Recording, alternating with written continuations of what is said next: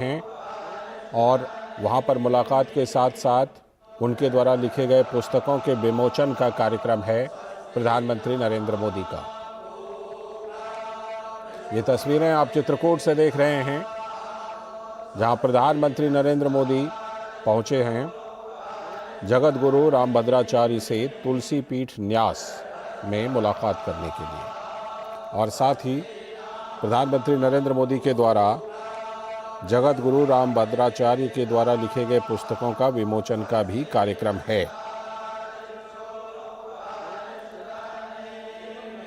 और ये जो तुलसी पीठ न्यास है, यहाँ पर प्रधानमंत्री नरेंद्र मोदी यहाँ मौजूद साधु संत महात्माओं एवं अभ्यर्थियों के साथ साथ यहाँ काम करने वाले कर्मचारियों से भी मुखातिब हो रहे हैं।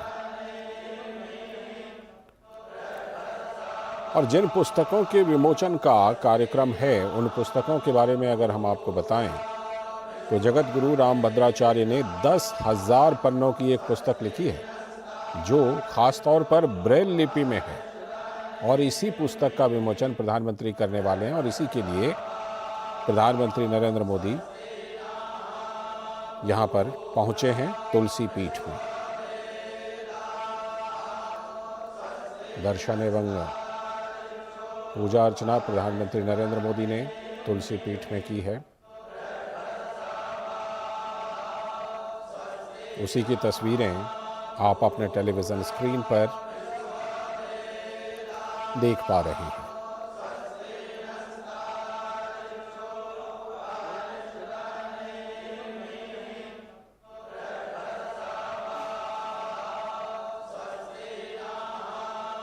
तो प्रधानमंत्री नरेंद्र मोदी तुलसी पीठ के दौरे पर, चित्रकूट में स्थित है ये तुलसी पीठ, और जगत गुरु रामभद्राचार्य यहीं पर निवास करते हैं। तो प्रधानमंत्री नरेंद्र मोदी का उनसे एवं अन्य साधु संतों से भी मुलाकात का कार्यक्रम है, और इसके साथ ही खास तौर पर एक पुस्तक जो कि ब्रेल लिपि में है, करीब 10,000 पन्नों की ये पुस्तक है, उसका विमोचन भी प्रधानमंत्री करने वाले हैं।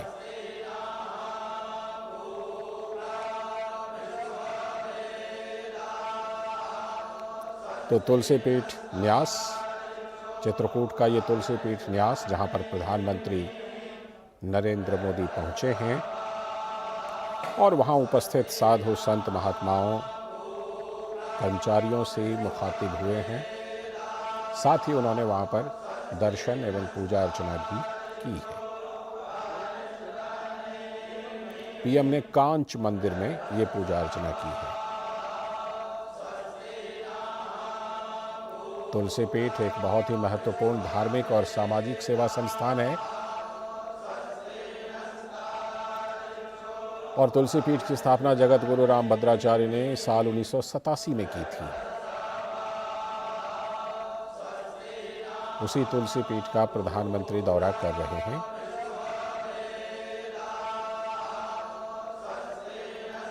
और इस अवसर पर जो कांच मंदिर है, वहां पर उन्होंने पूजा अर्चना की प्रधानमंत्री नरेंद्र मोदी ने। और जैसा कि हमने आपको बताया कि एक विशेष पुस्तक 10,000 पन्नों की ब्रेल लिपि में लिखी गई पुस्तक, जो खुद जगत गुरु रामभद्राचार्य जी ने लिखी है, उस पुस्तक का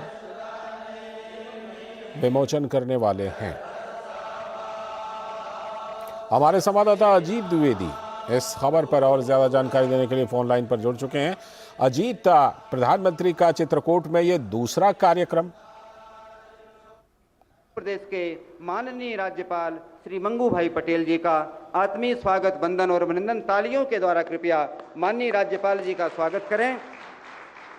हमारे बीच पधार रहे हैं हमारे मध्य प्रदेश के माननीय मुख्यमंत्री श्रीमान शिवराज सिंह जी चौहान और हमारे माननीय प्रधानमंत्री जी श्री नरेंद्र मोदी जी। आप सभी अतिथियों का तुलसी पीठ की ओर से आत्मीय स्वागत, वंदन और अभिनंदन। हमारे पूज्य गुरुदेव मंच पर विराजमान होकर इस समारोह की गरिमा का अभिवर्धन कर रहे हैं। उनके श्री चरणों में कोटि कोटि प्रणाम करते हुए संपूर्ण सभा की ओर से उनका हम अभिनंदन करते हैं, स्वागत करते हैं, वंदन करते हैं।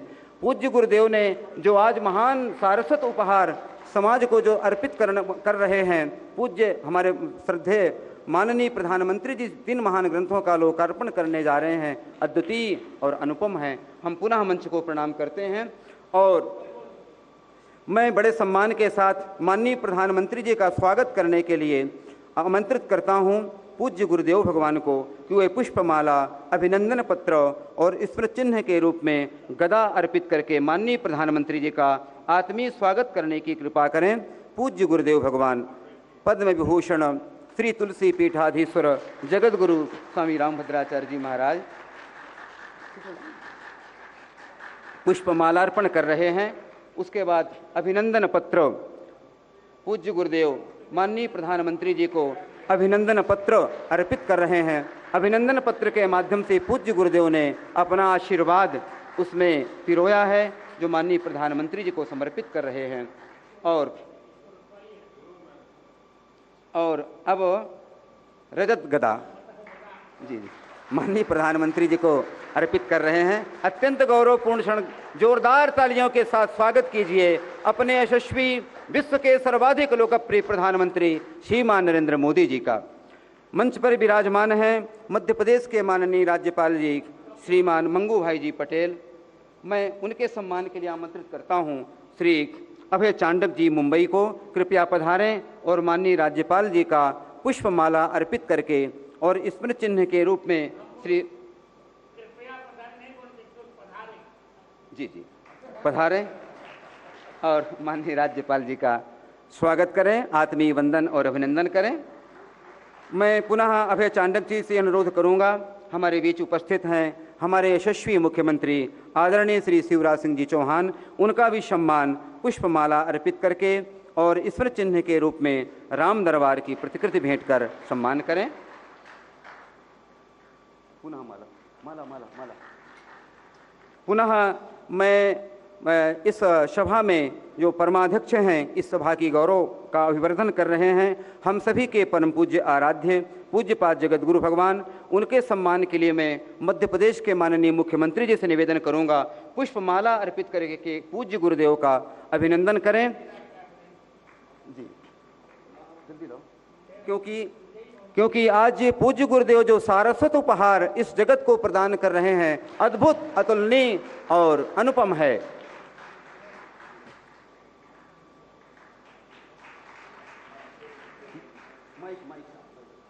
अब मैं पूज्य पद्म विभूषण जगत गुरु रामानंदाचार्य स्वामी रामभद्राचार्य जी महाराज पूज्य गुरुदेव के श्री चरणों में प्रणति पूर्वक निवेदन करता हूं, कृपया समागत अतिथियों का स्वागत करने, वाचिक स्वागत करने की कृपा करें। खड़े होकर बोलो, बैठ।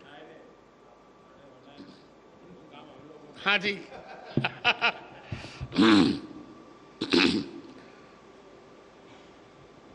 स्वरचित श्लोक से ही मंगलाचरण कर रहा हूं। आप जिस छंद में कहें मोदी जी उसी छंद में श्लोक तत्काल में बनाऊं। मैं आपका मित्र हूं, ये भगवान ने सामर्थ्य दिया। 1 घंटे में आज भी मैं 100 श्लोक बना पाता हूं, 1 घंटे में। मंदाकिनी पयः पूर सिक्त पादाम्बुजाय च नमः सीताभिरामाय चित्रकूट विहारिणे।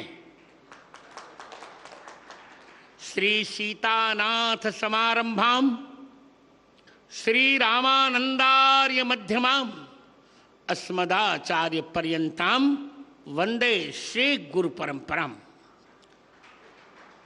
श्री राम जय राम जय जय राम। मेरे 2 मित्र हैं। सांसारिक दृष्टि में लोक में मेरे मित्र हैं नरेंद्र भाई मोदी। ये कोई चाटुकारिता नहीं।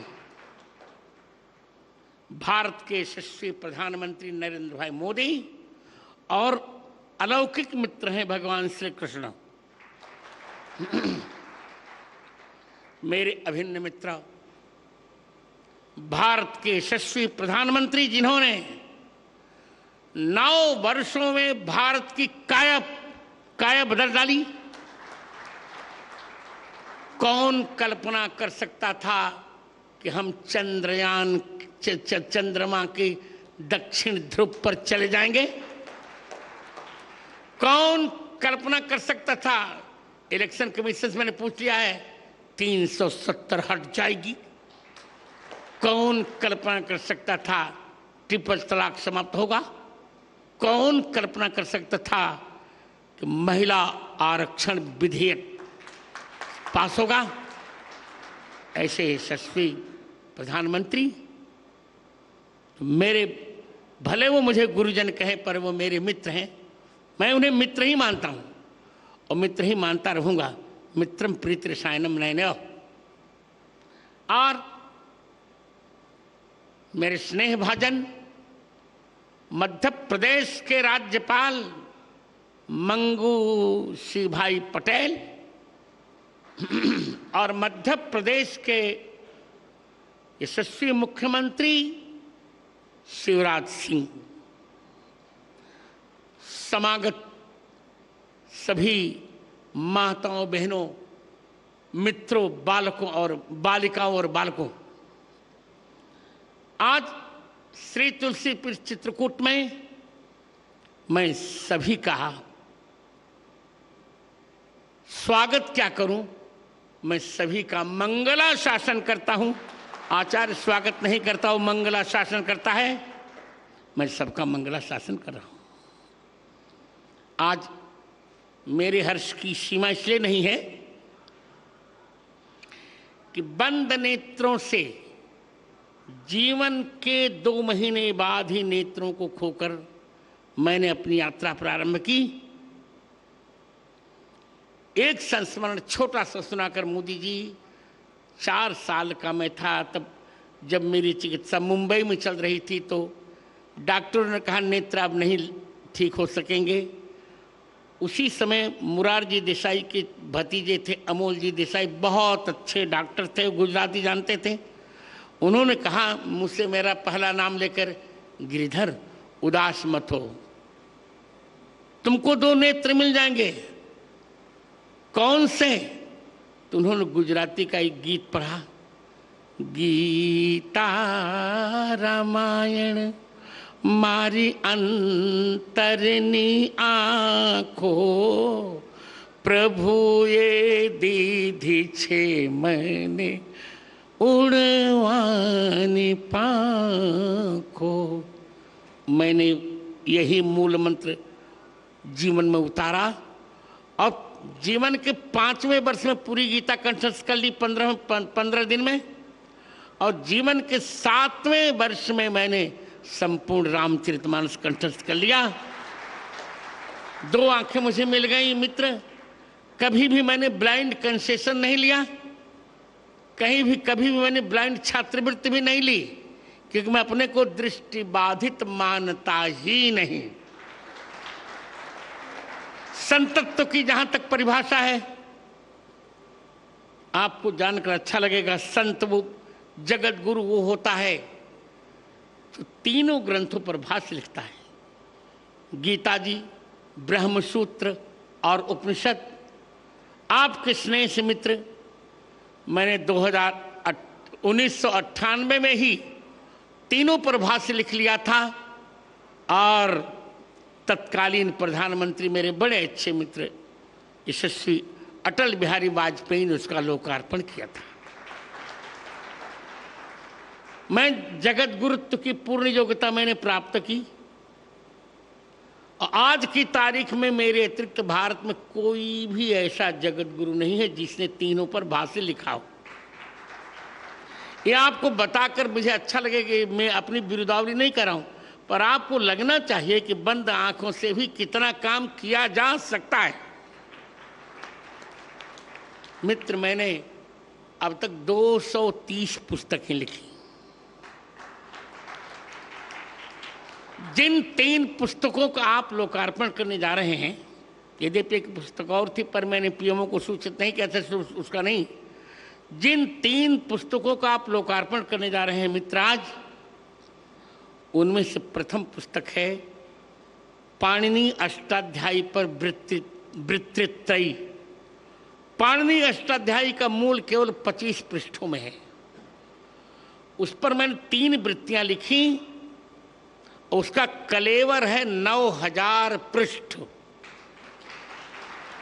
और मित्र सोचो, मैंने भगवान से भी कह दिया है कि मुझे आंख कभी नहीं चाहिए और मोक्ष भी नहीं चाहिए, बार बार भारत में जन्म चाहिए, वो भी वशिष्ठ कुल, वशिष्ठ वंश ब्राह्मण कुल में जन्म चाहिए। मित्र, दूसरी पुस्तक मेरी है श्री कृष्ण की राष्ट्रलीला। राष्ट्रलीला तो सभी जानते हैं भगवान की, राष्ट्रलीला कोई जानता नहीं। एक अफवाह लोगों ने फैलाई कि श्री कृष्ण के परिवार ने मदिरा पान किया, उच्छृंखल हो गया। सारे विषयों को मैंने खंडन लिखा उसमें, जिसका लोकार्पण आप करने जा रहे हैं, श्री कृष्ण की राष्ट्रलीला। और तृतीय ग्रंथ है मेरा, जो आज के समय में सबसे बड़ा संस्कृत का महाकाव्य है। उसका नाम है श्री रामानंदाचार्य चरितम। 27 सर्गों का यह महाकाव्य है, उसकी हिंदी भी है। इन 3 ग्रंथों का आज आप लोकार्पण करेंगे। यही मेरा सारस्वत सम्मान है और सबसे बड़ा सम्मान है। मेरी कल्पना में या मेरी भावना में यह है कि मेरे सामने दो लोग हों, भगवान राम और भारत माता। तो मोदी जी, पहले मैं भारत माता को प्रणाम करूंगा, फिर भगवान को। एक वाक्य और बोलकर मैं दूंगा समय। मैं देख रहा हूं समय हो रहा है। भारत क्या है लोग समझ नहीं पाए। भारत शब्द 3 शब्दों को मिलकर बना है, भ, आ और रत।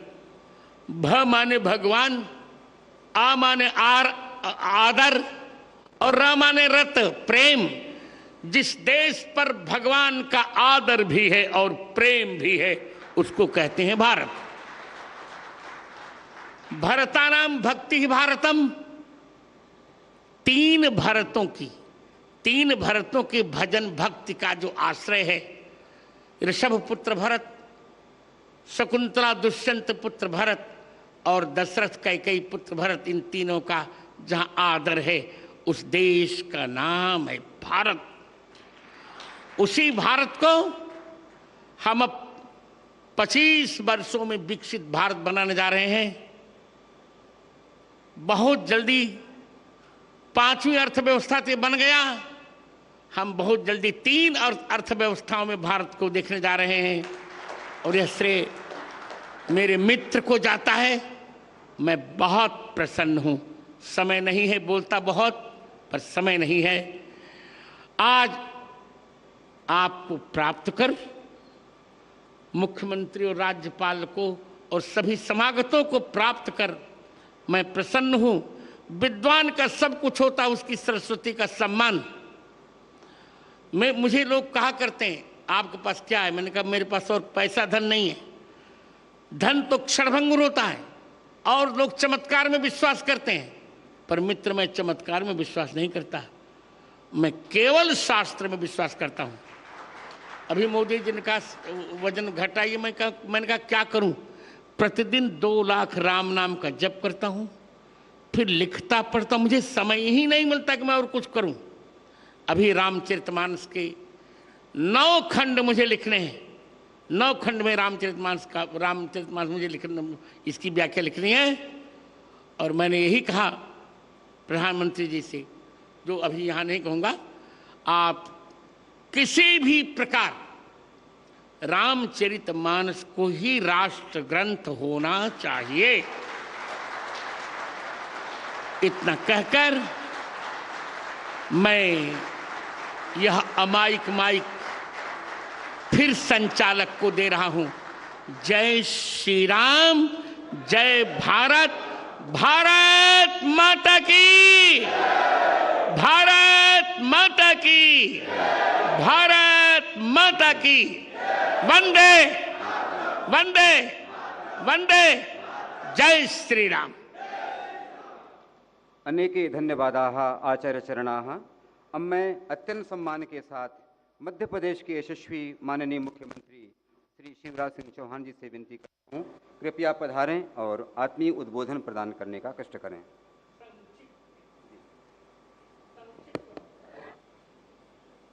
जो दुनिया कहती थी नहीं हो सकता, वो जिन्होंने करके दिखाया, महाराज जी ने विस्तार से बताया।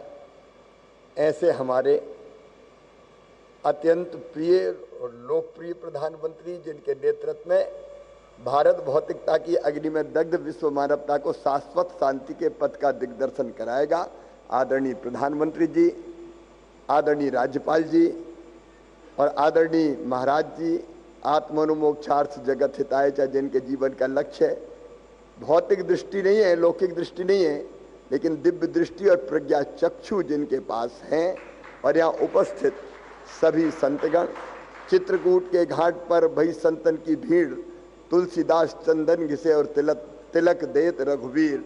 आज वही वातावरण यहाँ है। मुझे इससे ज़्यादा कुछ नहीं कहना कि हम अत्यंत हर्षित हैं, हम अत्यंत प्रसन्न हैं। महाराज जी जो सोचते हैं वो हो रहा है और बहुत जल्दी भारतीय संस्कृति जीवन मूल्य परंपराओं के अनुरूप राज्य और समाज जीवन की रचना कर रहे हैं हमारे प्रधानमंत्री जी, और उनके नेतृत्व में भारत लगातार आगे बढ़ रहा है। उनका मध्य प्रदेश की इस पवित्र धरती पर हृदय से स्वागत, अभिनंदन। बोलिए भारत माता की।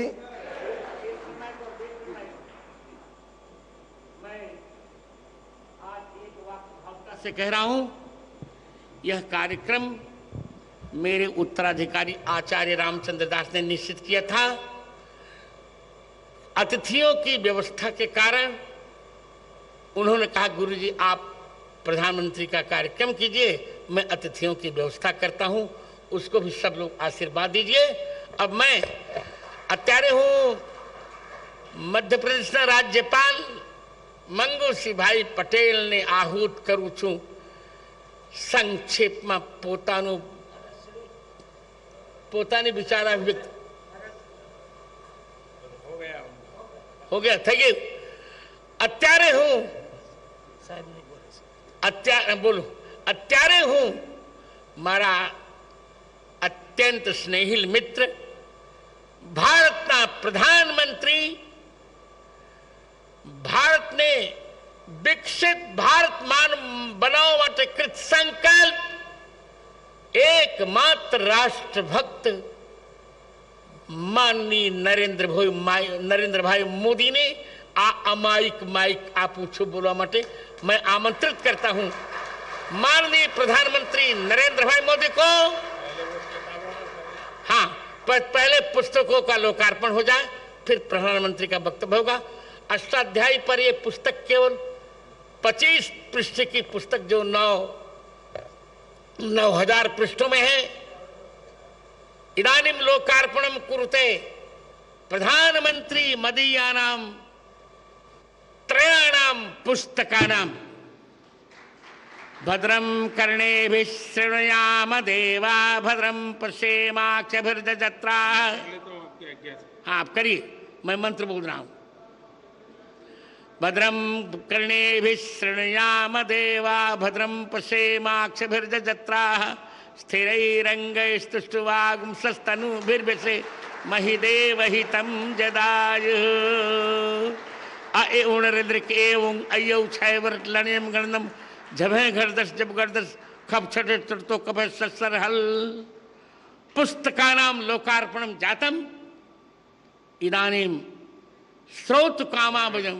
जी अब आपका वक्तव्य।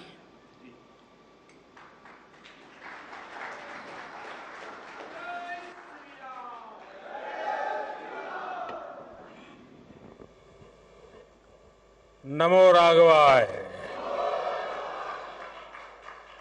नमो राघवाय। हम सबको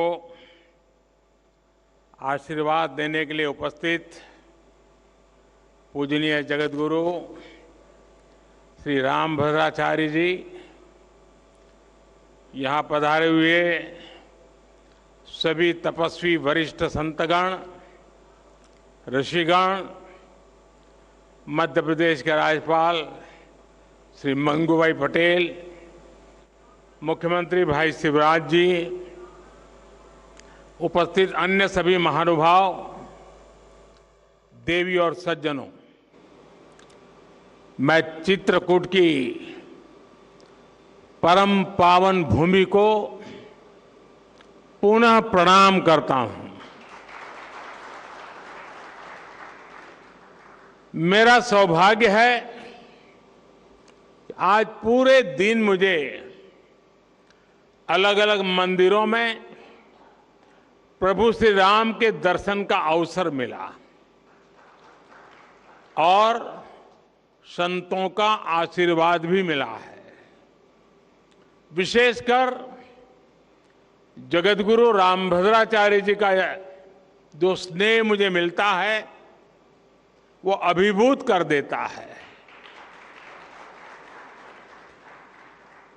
सभी श्रद्धेय संतगण, मुझे खुशी है कि आज इस पवित्र स्थान पर मुझे जगतगुरु जी की पुस्तकों के विवाचन का अवसर भी मिला है। अष्टाध्यायी भाष्य,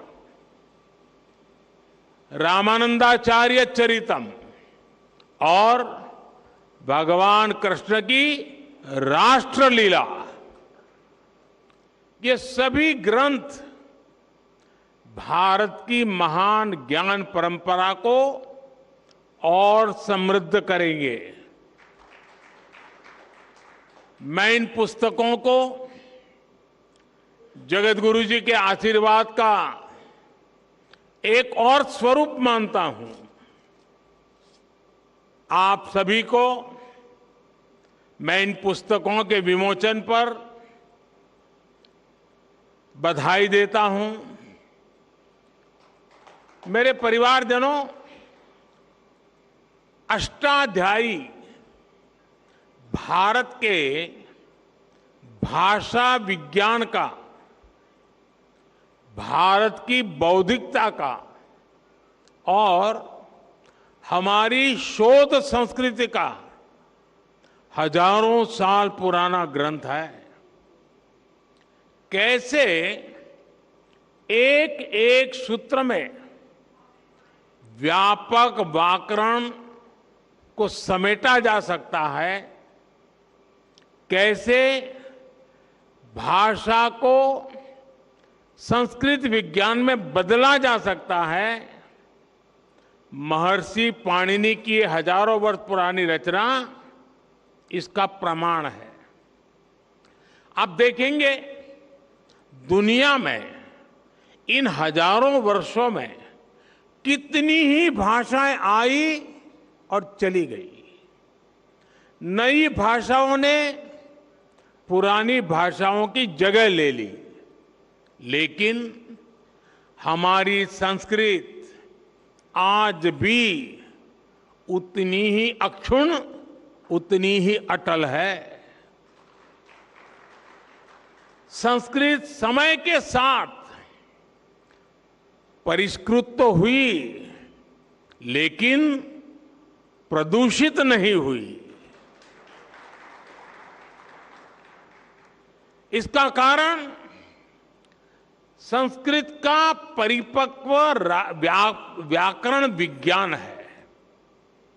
केवल 14 माहेश्वर सूत्रों पर टिकी यह भाषा हजारों वर्षों से शस्त्र और शास्त्र दोनों ही विधाओं की जननी रही है।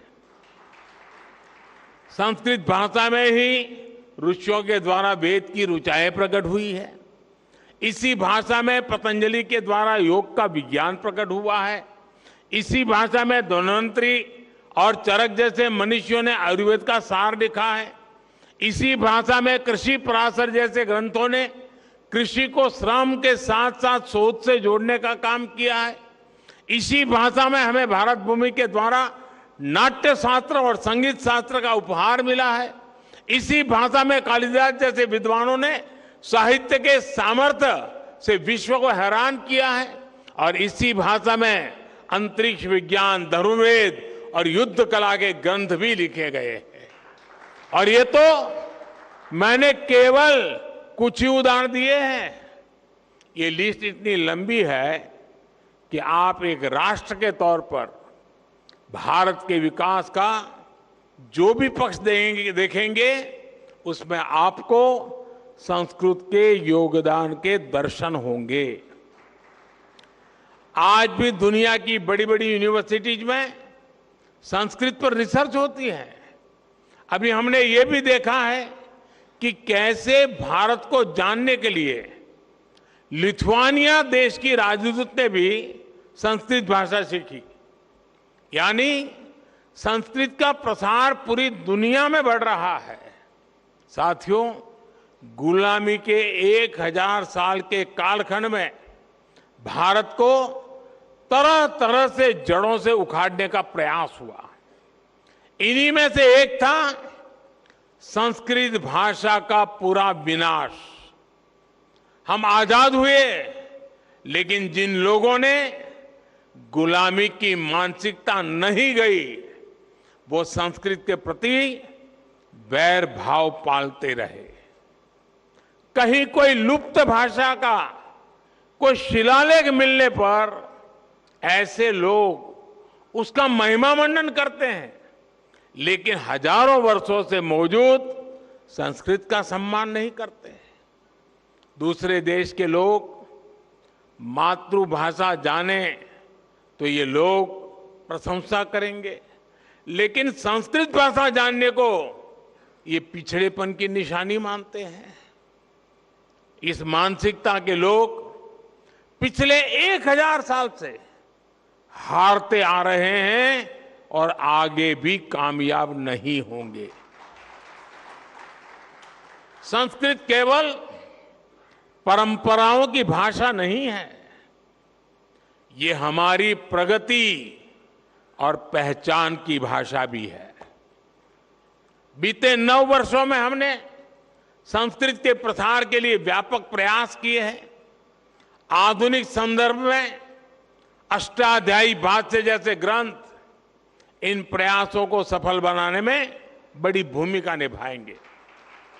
मेरे परिवारजनों, रामभद्राचार्य जी हमारे देश के ऐसे संत हैं जिनके अकेले ज्ञान पर दुनिया की कई यूनिवर्सिटीज स्टडी कर सकती है।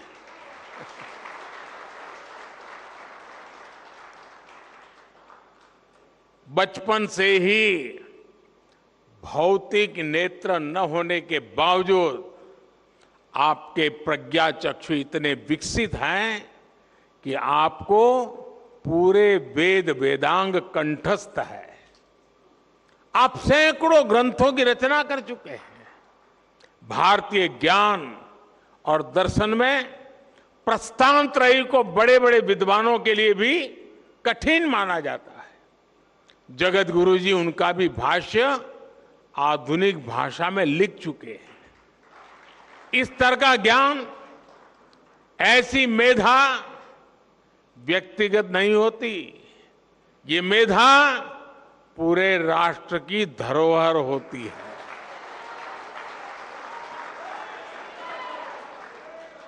और इसलिए हमारी सरकार ने 2015 में स्वामी जी को पद्म विभूषण से सम्मानित किया था। साथियों, स्वामी जी जितना धर्म और अध्यात्म के क्षेत्र में सक्रिय रहते हैं, उतना ही समाज और राष्ट्र के लिए भी मुखर रहते हैं। मैंने जब स्वच्छ भारत अभियान के 9 रत्नों में आपको नामित किया था, तो वो जिम्मेदारी भी आपने उतनी ही निष्ठा से उठाई थी। मुझे खुशी है कि स्वामी जी ने देश के गौरव के लिए जो संकल्प किए थे वो अब पूरे हो रहे हैं। हमारा भारत अब स्वच्छ भी बन रहा है और स्वस्थ भी बन रहा है। मां गंगा की धारा भी निर्मल हो रही है। हर देशवासी का एक और सपना पूरा करने में जगत गुरु रामभद्राचार्य जी की बहुत बड़ी भूमिका रही है। अदालत से लेकर अदालत के बाहर तक जिस राम मंदिर के लिए आपने इतना योगदान दिया, वो भी बनकर तैयार होने जा रहा है। और अभी 2 दिन पूर्व ही मुझे अयोध्या में श्री राम जन्मभूमि तीर्थ क्षेत्र ट्रस्ट द्वारा प्राण प्रतिष्ठा समारोह में शामिल होने का निमंत्रण मिला है। इसे भी मैं अपना बहुत बड़ा सौभाग्य मानता हूं। सभी संतगण आजादी के 75 वर्ष से आजादी के 100 वर्ष के सबसे अहम कालखंड को, यानी 25 साल, देश जो अब उसे अमृतकाल के रूप में देख रहा है। इस अमृतकाल में देश विकास और अपनी विरासत को साथ लेकर चल रहा है। हम अपने तीर्थों के विकास को भी प्राथमिकता दे रहे हैं। चित्रकूट तो वो स्थान है जहां आध्यात्मिक आभा भी है और प्राकृतिक सौंदर्य भी है। 45,000 करोड़ रुपए की केन बेतवा लिंक परियोजना हो, बुंदेलखंड एक्सप्रेस वे हो, डिफेंस कॉरिडोर हो, ऐसे प्रयास इस क्षेत्र में नई संभावनाएं बनाएंगे। मेरी कामना और प्रयास है चित्रकूट विकास की नई ऊंचाइयों पर पहुंचे। एक बार फिर पूज्य जगत गुरु श्री रामभद्राचार्य जी को मैं आदरपूर्वक प्रणाम करता हूं। उनके आशीर्वाद हम सबको प्रेरणा दे, शक्ति दे, और उनका जो ज्ञान का प्रसाद है वो हमें निरंतर मार्गदर्शन करता रहे। इसी भावना को प्रकट करते हुए मैं हृदय से आप सबका बहुत बहुत धन्यवाद करता हूं। जय श्री राम। ओम आब्रह्मन् ब्राह्मणो ब्रह्म वर्चसी जायता महाराष्ट्रे राजन्यः सूरैकव्योति व्याधि महारथो जायताम दोग्धेर्धेनुर्बोधानड्वानाशो सप्ति पुरंध्रजोखा जिष्णुरथेष्टा सभेयो जुवास्य यजमानस्य वीरो जायताम निकामे निकामे न पर्जन्यो बरकतु फलवत्यो न ओखदय पच्यन्ताम योगक्षेमो न कल्पताम इति संस्कृत राष्ट्रगीतम। धन्यवाद माननीय प्रधानमंत्री जी। माननीय प्रधानमंत्री जी, आपने पूज्य गुरुदेव के समग्र व्यक्तित्व को आप बड़ी गहराई से जान रहे हैं। आपने अपने भाषण में उसे रेखांकित भी किया। हम सभी, और आपने कहा कि 2015 में आपने पूज्य गुरुदेव के इस समग्र व्यक्तित्व का मूल्यांकन करके पद्म विभूषण सम्मान भी से उन्हें सम्मानित किया।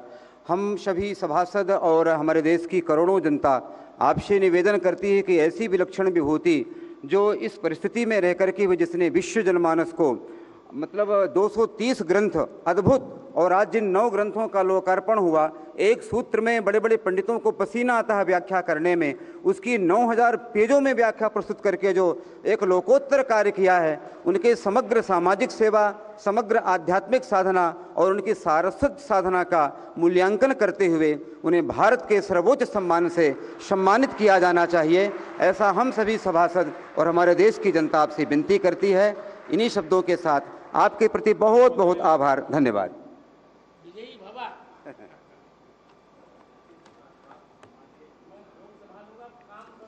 मैं अत्यंत सम्मान के साथ आज के इस समारोह में पधारे माननीय प्रधानमंत्री जी का तुलसी पीठ की ओर से, चित्रकूट की जनता की ओर से बहुत बहुत आभार व्यक्त करता हूं कि उन्होंने अपना अमूल्य समय हमें प्रदान किया, पावन सानिध्य प्रदान किया। हम सभी अत्यंत अभिभूत हैं। हम आभारी हैं अपने माननीय राज्यपाल श्रीमान मंगू भाई पटेल जी का। हम आभारी हैं अपने परम प्रिय यशस्वी मुख्यमंत्री आदरणीय श्री शिवराज सिंह जी चौहान का, जिन्होंने अपनी पावन उपस्थिति से तो आप देख रहे थे सीधा प्रसारण चित्रकूट के तुलसी पीठ से, जहां प्रधानमंत्री नरेंद्र मोदी ने रामभद्राचार्य महाराज की 9 पुस्तकों का, दरअसल 3 पुस्तकों का विमोचन किया।